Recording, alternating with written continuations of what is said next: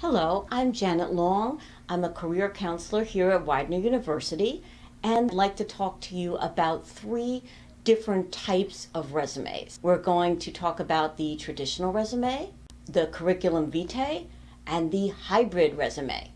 Now, before I start, if you're not sure which type of resume to use, remember that career services is just a call or an email away.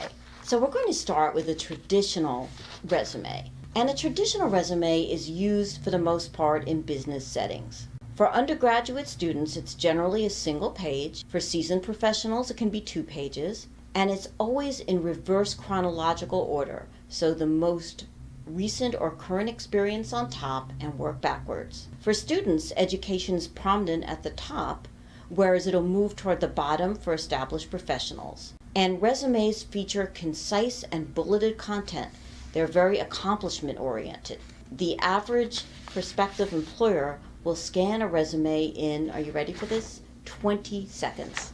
And we're going to look at this example. So we can see this is a communication studies student, and she lists her education at the top, followed by her experience, both in clubs and in part-time jobs. Then she lists her leadership and activities, and then her skills. The second type of resume we're going to talk about isn't called a resume at all. It's called a curriculum vitae, or a CV for short. And a CV is used in academic or research settings. Whereas the resume needs to be 1 or at most 2 pages, the CV can be multiple pages. Sometimes for established professors, for example, 20 or more. And it features more sections than the resume. It's also in reverse chronological order. It contains more description, but it should still be concise. And whereas a resume is accomplishment-oriented, a CV is credential-oriented. Who have you studied with? Where did you study? What was the content of your research? And here's an example of a biology major. And we see her education still at the top, but we see expanded sections on honors and awards. We see not just a listing of courses, but we see expanded descriptions of relevant course and lab work. We see an entire section devoted to research, even as an undergraduate, and then an additional section on publications and poster presentations, followed by a section on service learning, and then additional everyday work experience. So you see that it's very detailed, even at the undergraduate level. So which one do you use between the resume and the CV? How do you know? Well, just to recap, whereas the resume is achievement and results oriented, the CV is credential-oriented.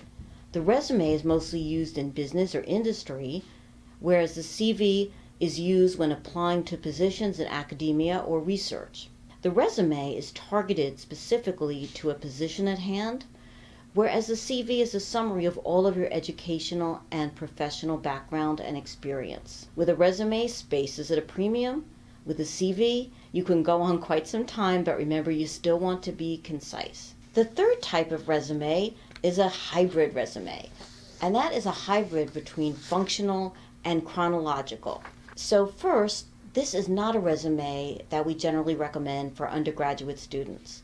It's typically used by mid-career professionals or individuals who are seeking a career change. So it combines the best of both styles. It contains an expanded part categorizing key skills and attributes before listing chronological experience, and it can help target your experience to a new profession or field when your previous titles or roles don't exactly align with the jobs you're interested in.